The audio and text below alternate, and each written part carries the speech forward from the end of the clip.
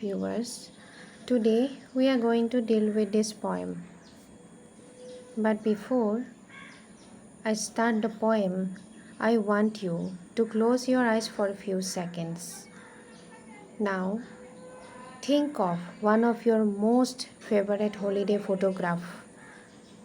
Think of the dress, the smiles, the laughters, the sweet memories of the day. Now, open your eyes. Guys, tell me one thing. When we look at a photograph, what happens to us? We travel back to the past, right? Today, we are going to deal with this poem named A Photograph by the famous poet Shirly Toulson.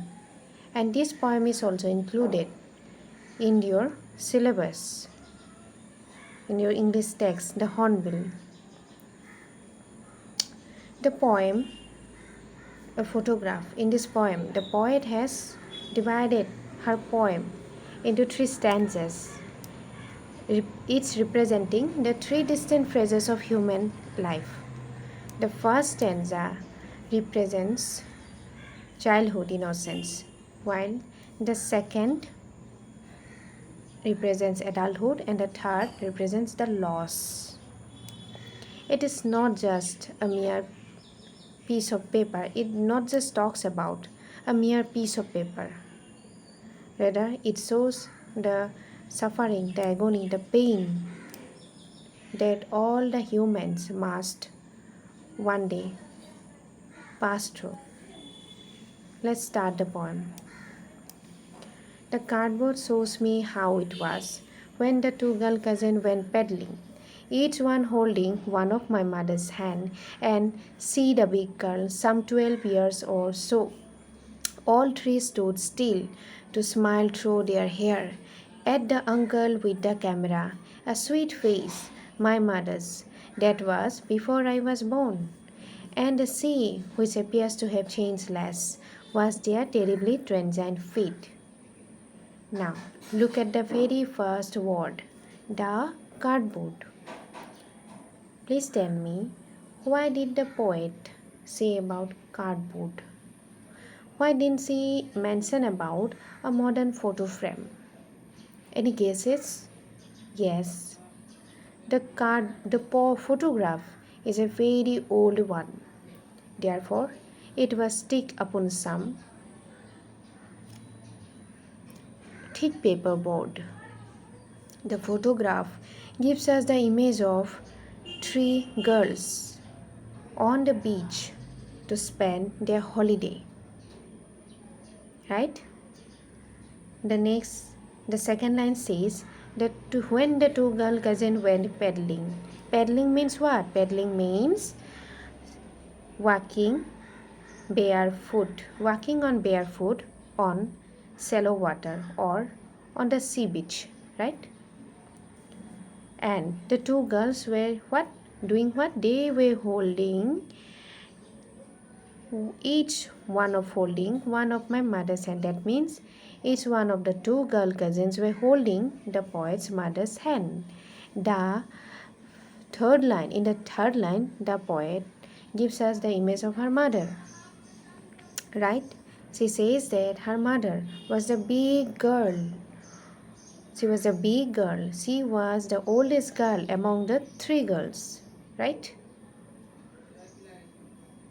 She was almost about 12 years old. And what were they doing on that day? They were all the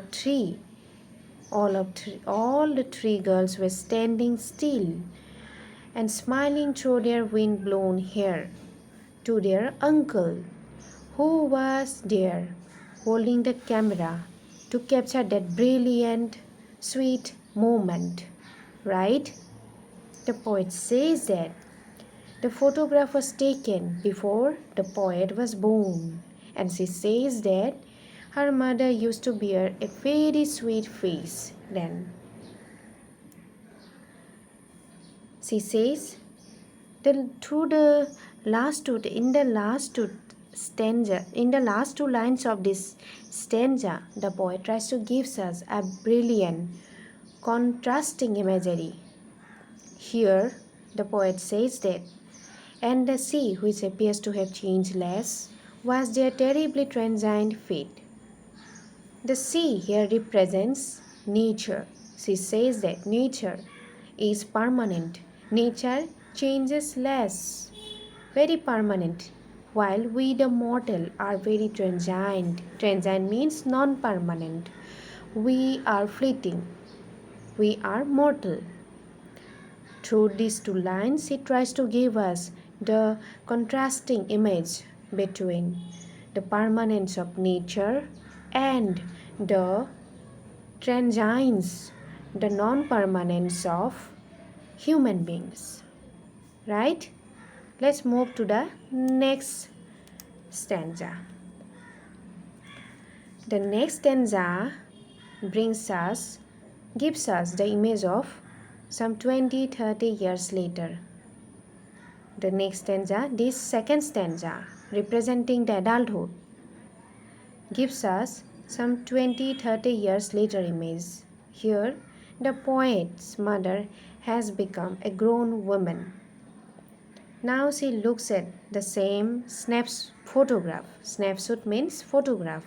She looks at the same photograph and laughs. The poet's mother says that, see Betty and Dolly, and look how they dress us for the beats. Here, in the second stanza, the poet makes a profound realization. She says that for her mother, the beach holiday has become a distant memory. Her childhood has become a memory now. Her childhood has become a thing of past now. While at the same time, for the poet, her mother's breathing, her mother's living, her mother's laughter has become a past memory. She says that both lie with the labored ease of loss. That means both she and the poet's mother is now passing through some kind of loss, a loss that cannot be filled. Let's move to the very next stanza, the last stanza, the third stanza, which represents the loss.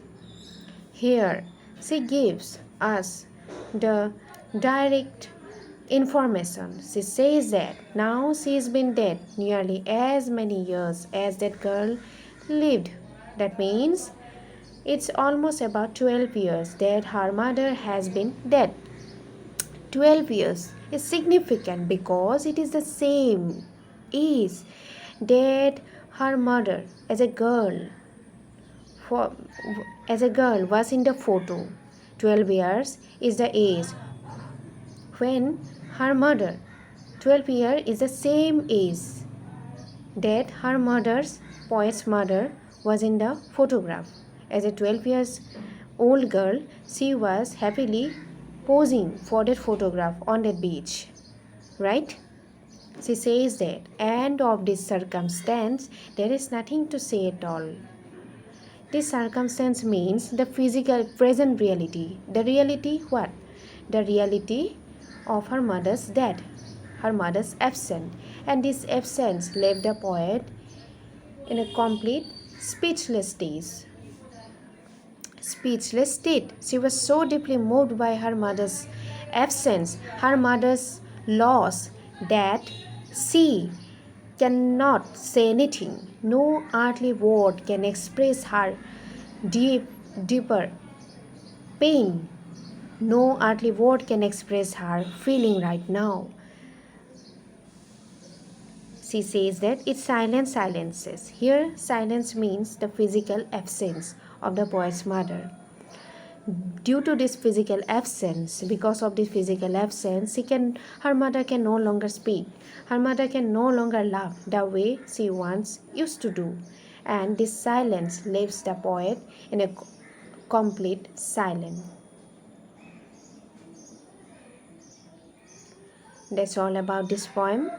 I have tried my best to teach you this poem. If I have clearly explained everything to all of you, Please like my video and share it among your friends so they can also get benefit from it. Thank you so much for watching this video.